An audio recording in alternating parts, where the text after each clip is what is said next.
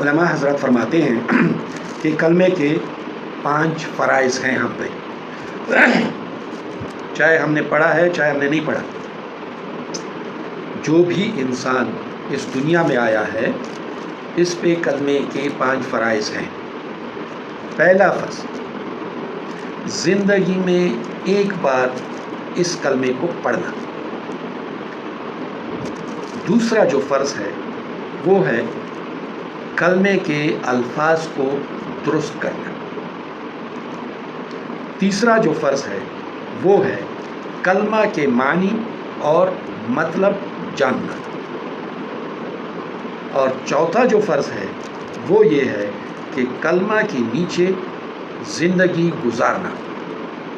اور پانچواں جو فرض ہے وہ یہ ہے کہ اس کلمے کو دوسرے لوگوں تک پہنچانا. اور یہ کلمہ کیا ہے؟ لا الہ الا اللہ محمد رسول اللہ. نہیں ہے کوئی معبود سوائے اللہ کے، اور محمد صلی اللہ علیہ وآلہ وسلم اللہ کے رسول ہیں.